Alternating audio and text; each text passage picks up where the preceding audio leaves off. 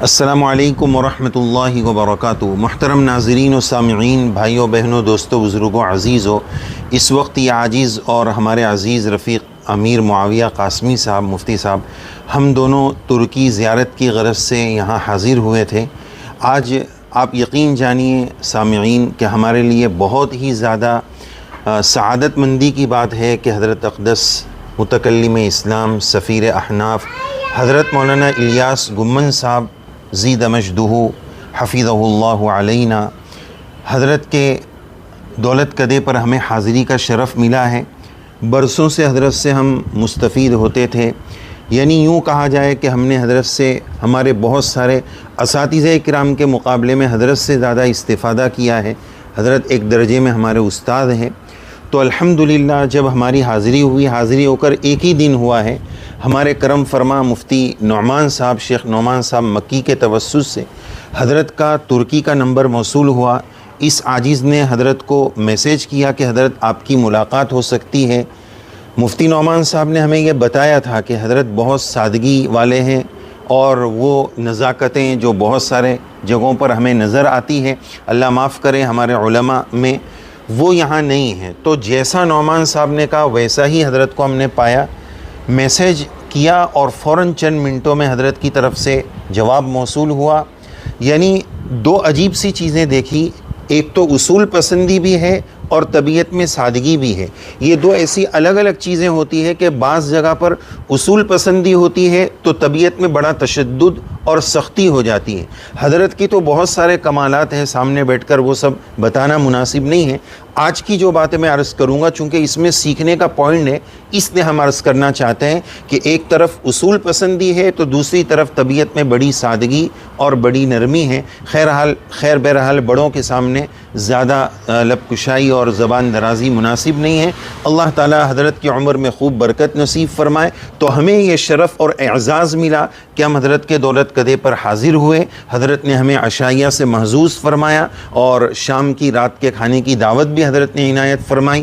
پرتکلف دعوت ہوئی اور یہ خوشگوار فضا میں اس وقت ہم حضرت کے ساتھ محو گفتگو ہے۔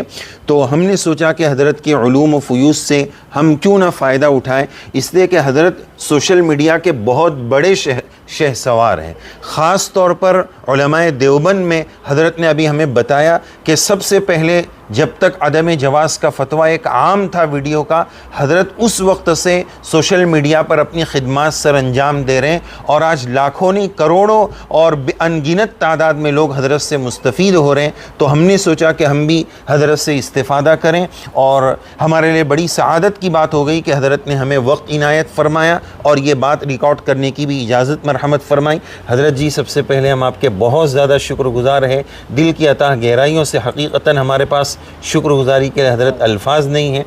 ہم تو یوں کہیں گے حضرت ہم اتنے چھوٹے ہیں، لیکن ہمارے پاس اگر کوئی اس طرح آ جائے اور ملاقات کا وقت مانگے تو شاید ہم نہیں دے پائے، حالانکہ ہمارے پاس وہ چیزیں نہیں ہیں جو اللہ نے حضرت آپ کو نوازی ہیں۔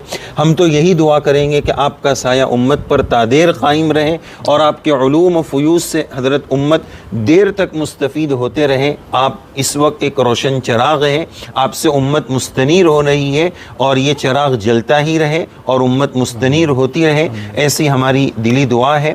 تو حضرت ہمارے ناظرین کو آپ یہ بتائیں کہ اس وقت سوشل میڈیا کی کیا ضرورت ہے؟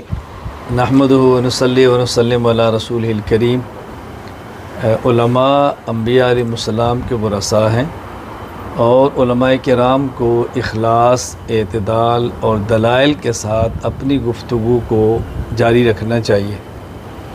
جو مسائل منصوص ہیں ان میں اختلاف کی گنجائش نہیں ہے، اور جو مسائل فروعی ہیں، اجتہادی ہیں اور فقہی طرز کے ہیں اس میں اختلاف کی گنجائش ہوتی ہے۔ اور میں اس موقع پر علماء کرام کی اور عوام الناس کی خدمت میں گزارش کیا کرتا ہوں، میں اس گفتگو میں نہیں پڑھتا کہ ویڈیوز کا مسئلہ جواز کا ہے یا عدم جواز کا ہے۔ میں سمجھتا ہوں کہ گفتگو یہ ہے کہ ویڈیو کی اس وقت ضرورت ہے یا ضرورت نہیں ہے، سوشل میڈیا پر ضرورت ہے یا ضرورت نہیں ہے، چونکہ اس وقت باطل کی یلغار ہے، فکری، اعتقادی، عملی اور ہر پہلو سے، اور انہوں نے سوشل میڈیا کو بطور ہتھیار کے عالم اسلام کے نظریات اور مسلمانوں کے خلاف استعمال کیا ہے، تو ہمیں سوشل میڈیا کو میڈیا ہی نہیں بلکہ اہل حق کی امداد اور نصرت کے لیے بطور ہتھیار استعمال کرنا چاہیے۔ اس لیے جو علماء میڈیا پر آ کر کام کرنے کے قائل ہیں وہ اپنا کام کرتے رہیں، اور جو حضرات میڈیا پر آ کر کام کرنے کے قائل نہیں ہیں وہ کام اس طرح نہ کریں، دوسری طرح کریں۔ تو دو قسم کے افراد ہیں، ہم دونوں کی قدر بھی کرتے ہیں، دونوں کا احترام بھی کرتے ہیں، اس اعتبار سے کہ ہر شخص کی اپنی رائے ہے۔ اگر میں اپنی رائے کو اخلاص کی بنیاد پر سمجھتا ہوں تو میں دوسرے حضرات کی رائے کو بھی اخلاص کی بنیاد پر ہی سمجھتا ہوں۔ تو اللہ تعالی ہمیں اخلاص، اعتدال اور دلائل کے ساتھ اپنے کام کو جاری رکھنے کی توفیق عطا فرمائے، اور ہم ایک دوسرے کی قدر کریں، ایک دوسرے کا احترام کریں، اور اختلاف کو اختلاف کے درجے میں رکھ کر کام کریں گے تو انشاءاللہ بے حد فائدہ ہوگا۔ جی میں اپنے تمامی ناظرین سے یہ کہنا چاہتا ہوں کہ آج دیکھیے صراط مستقیم کورس جو آپ لوگ پڑھ رہے ہیں اب تک، اور الحمدللہ آپ لوگوں نے بہت فائدہ اٹھایا، اور آپ لوگوں نے سنا ہوگا میری زبان سے کہ صراط مستقیم کورس کیسا ہے اور یہ کہاں سے آیا۔ تو جب بھی میں نام لیا کرتا تھا وہ آج ہم سب کے استاذ ہمارے بیچ موجود ہیں، تو میں چاہوں گا کہ درخواست کروں گا کہ جتنے بھی آپ کے جو شاگرد اور جتنے بھی شاگرد حضرات ہیں آپ ان کے لیے تھوڑے سے دعائیہ کلمات۔ میں مولانا نے جو مفتی صاحب نے صراط مستقیم کورس کے حوالے سے بات کی ہے، تو صراط مستقیم کے حوالے سے 3 باتیں سمجھنی چاہیے۔ نمبر 1، صراط مستقیم کا معنی کیا ہے؟ نمبر 2، صراط مستقیم کی علامات کیا ہیں؟ نمبر 3، صراط مستقیم پر چلیں تو اس کے انعامات کیا ہیں؟ صراط مستقیم کا معنی میں مختصر لفظوں میں یوں کیا کرتا ہوں کہ ہمارے یہاں 3 لفظ استعمال ہوتے ہیں۔ نمبر 1، حد سے گزرنا، نمبر 2، حد سے اترنا، نمبر 3، حد پہ رہنا۔ اس کو عربی میں ان الفاظ سے تعبیر کرتے ہیں کہ حد سے گزرنا افراط ہے، حد سے اترنا تفریط ہے، اور حد پر رہنا اعتدال ہے۔ اور شریعت مطہرہ میں انہی چیزوں کو ان لفظوں سے استعمال کرتے ہیں۔ حد سے گزر جانا الحاد ہے، حد سے اتر جانا یہ بدعات ہے، اور حد پہ رہنا اہل سنت والجماعت ہے۔ اسی حد پہ رہنے کو ہی اہل سنت والجماعت اور صراط مستقیم کہا جاتا ہے۔ اور اس کی علامات کیا ہیں؟ وہ راستہ جس پر انبیاء علیہ السلام چلے، وہ راستہ انبیاء کے بعد جس پر صحابہ کرام چلے، وہ راستہ صحابہ کرام کے بعد جس پر شہداء چلے، اور وہ راستہ جس پر صلحاء اور اتقیاء چلے ہیں۔ یہ علامت ہے آسان ترین صراط مستقیم کی۔ اور اس پر انعامات کیا ہیں کہ جس طرح دنیا میں افراط اور تفریط سے بچ کر معتدل راستہ اختیار کرنا نہایت مشکل ہے، تو جو شخص افراط اور تفریط سے بچ کر اس مشکل راستے پہ چل پڑتا ہے تو اس صراط مستقیم کی عملی صراط مستقیم کی مثالی صورت قیامت کے دن پل صراط ہے۔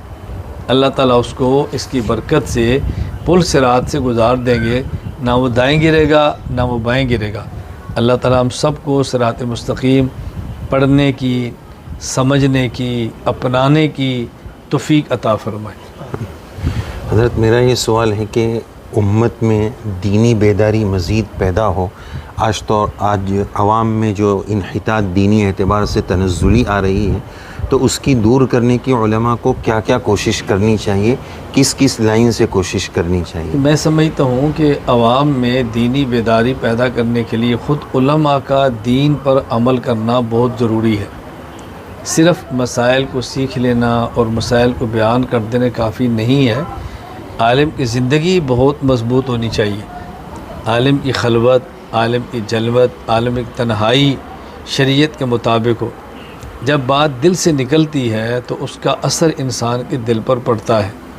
اگر ہم یہ چاہتے ہیں کہ عوام میں دینی بیداری پیدا کریں اور عوام میں دین کی خدمات سر انجام دیں، تو ہمیں اس بات کا اہتمام کرنا چاہیے کہ ہمارا علم بھی پختہ ہو، ہمارا عمل بھی پختہ ہو، ہمارا اہل اللہ سے تعلق بھی ہو، خلوت میں رونا، اللہ سے مانگنا، اللہ سے تعلق قائم کرنا یہ بھی ہو، اور پھر کام تسلسل کے ساتھ ہو۔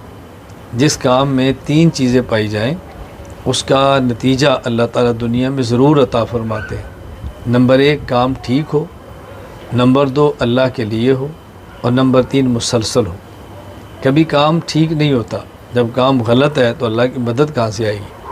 کبھی کام ٹھیک ہوتا ہے لیکن اللہ کے لیے نہیں ہوتا، دنیاوی اغراض کے لیے ہوتا ہے، اس پر اللہ کی مدد کیسے آئے گی؟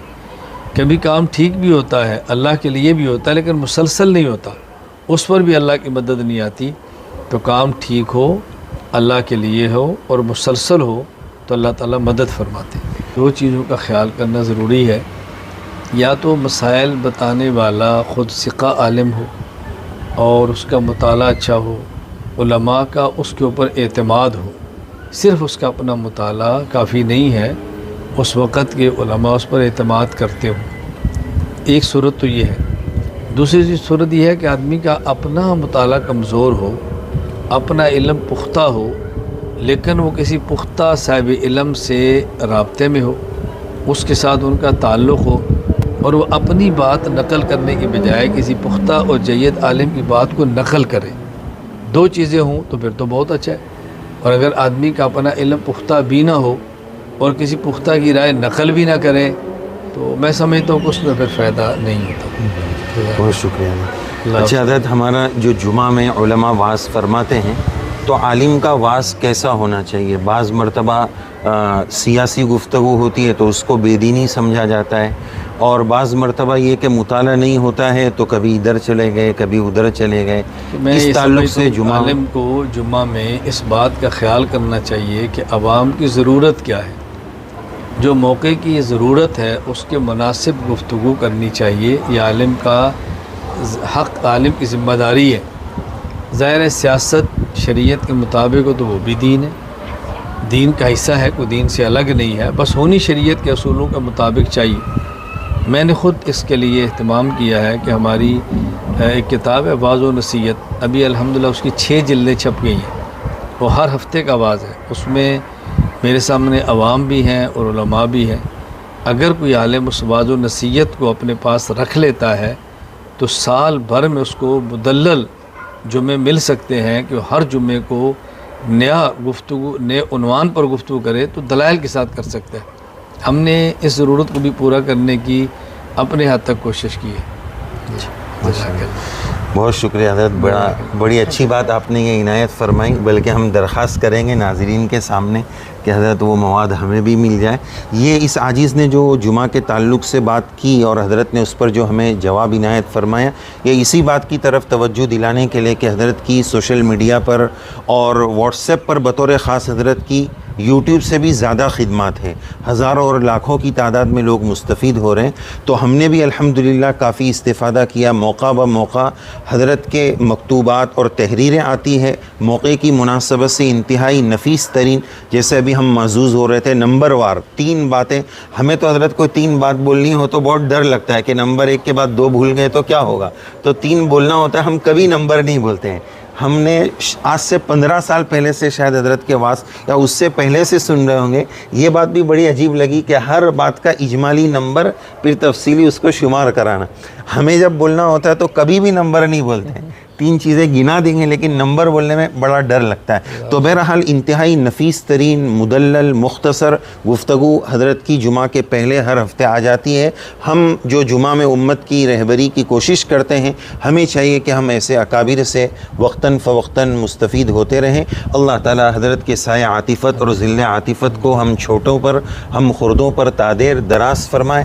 حضرت 1 منٹ کی دعا بھی ہمارے ناظرین کے لیے کرا دے تو ہمارا زیادہ فائدہ ہوگا، سب کو دعا بھی مل جائے گی۔ اللہ تعالی ہم سب کو اپنے دین کی مقبول خدمت کی توفیق عطا فرمائے۔ اگر اللہ تعالی ہماری جان، ہماری اولاد، ہمارا مال، ہمارا سب کچھ اپنے دین کے لیے قبول فرما لیں گے تو یہ اللہ تعالیٰ کا ہمارے اوپر احسان ہوگا۔ اللہ تعالیٰ مرتے دم تک دین کی خدمت میں لگائے رکھے، اور وہ نیک اعمال جو دین کی خدمت کے لیے مفید اور معاون ہوتے ہیں اللہ اس کی توفیق عطا فرمائے، اور وہ برے اعمال جو دین کی خدمت میں رکاوٹ بن جاتے ہیں اللہ تعالیٰ ان سے ہماری حفاظت فرمائے۔ اللہ تعالیٰ ہم سب کا خاتمہ ایمان پر فرمائے، اہل حق کے ساتھ اللہ ہمارے دنیا میں بھی رکھے، اللہ ہمیں آخرت میں بھی رکھے۔ اور قیامت کے دن اللہ تعالیٰ اپنے عرش کا سایہ نصیب فرمائے، اپنے حبیب صلی اللہ علیہ وسلم کی شفاعت نصیب فرمائے، اپنے حبیب صلی اللہ علیہ وسلم کے مبارک ہاتھوں سے اللہ میں جام کوثر عطا فرمائے، اللہ تعالیٰ بغیر حساب کے جنت میں داخلہ عطا فرمائے۔ السلام علیکم ورحمۃ اللہ وبرکاتہ۔ جزاکم اللہ، اکرمکم اللہ، بہت شکریہ، شکراً، جزاک